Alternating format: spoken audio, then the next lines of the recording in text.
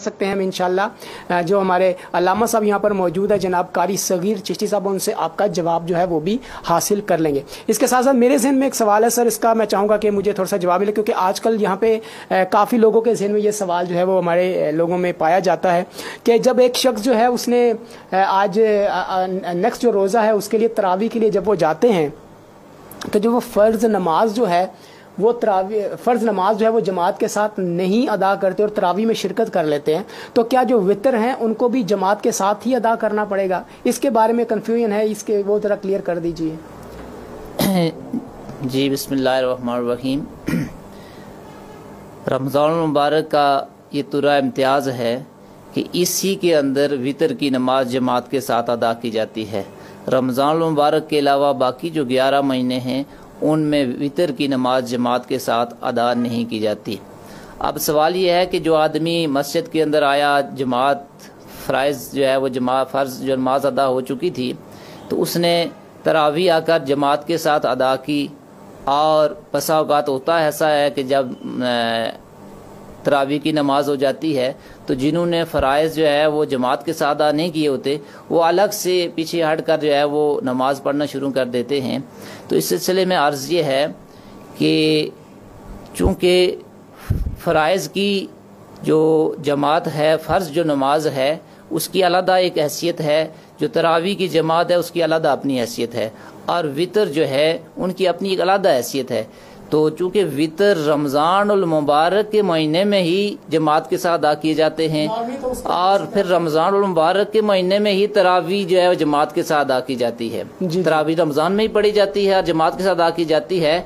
तो जो आदमी तरावी जमात के साथ अदा कर लेता है वो वितर भी जमात के साथ अदा करेगा, इसलिए कि रमज़ान में जो वितर हैं वो तरावी के ताबे हैं, ना कि फ़राइज़ के ताबे। अगर वो फ़राइज़ के ताबे होते तो बाकिया 11 महीनों में भी फिर उनको फ़राइज़ जब जमात के साथ अदा कर लेते तो वितर भी जमात के साथ अदा करते, लेकिन ये फ़राइज़ के ताबे नहीं हैं, ये हैं रमज़ान में तरावी के ताबे। लिहाजा अगर तरावी जमात के साथ अदा कर ली है तो वितर जमात के साथ अदा की। हम इसे इस तरह भी समझ सकते हैं कि हर एक की अपनी फजीलत है, अगर वो जमात के साथ फ़ज़ाइल फ़र्ज़ अदा करता है तो उसकी अपनी अहमियत है, और अगर जो वितर हैं वो जमात के साथ अदा करता है तो उनकी अलग हैसियत है। जी बिल्कुल, फुक़हा ने इसके बारे में लिखा है कि चूँकि वो अगर फ़र्ज़ में जमात में रह गया तो एक जो है वो सवाब से तो वो महरूम हो गया, तो दूसरे से उसको महरूम ना किया जाए। दूसरा जब वो जो मस्जिद के अंदर मौजूद है तो वो जमात के साथ वो वितर अदा कर सकते हैं। अच्छा, यहाँ पर एक और भी थोड़ी सी कन्फ्यूजन है। प्रोग्राम जो है वो तकरीबन हमारा जो है वो, क्योंकि वो ज़ाहिर बात है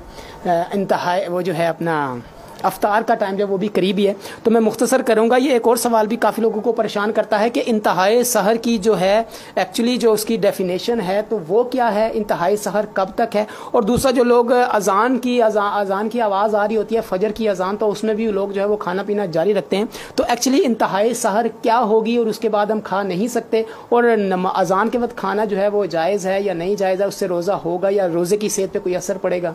बिस्मिल्लाहिर्रहमानिर्रहीम। रोज़े के लिए शर्त यह है कि वो फजर से पहले पहले रोज़ा बंद किया जाए और मगरिब का वक्त जब शुरू हो तो उस वक्त रोज़ा इफ्तार किया जाए। ये रोज़े की शराइत में से है।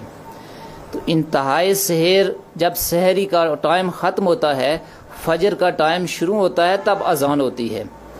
अमूमन ये देखने में आता है कि अज़ान हो रही है या अज़ान जो है जारी होती है, तो चूँकि बसा औक़ात आदमी सोचता है कि अभी पहली अज़ान हो रही है तो अभी फजर का टाइम जब दाखिल नहीं हुआ। अज़ान का ये बात याद रखी जाए, ज़हनशीं कर लें कि अज़ान फजर के वक्त में दी जाती है और रोज़ा बंद करने का टाइम फजर से पहले है। अज़ान फजर के वक्त में दी जाती है, उससे पहले अगर दी जाए तो वह अज़ान कंसीडर ही नहीं होती, इसलिए कि अभी फजर दाखिल नहीं हुई होती।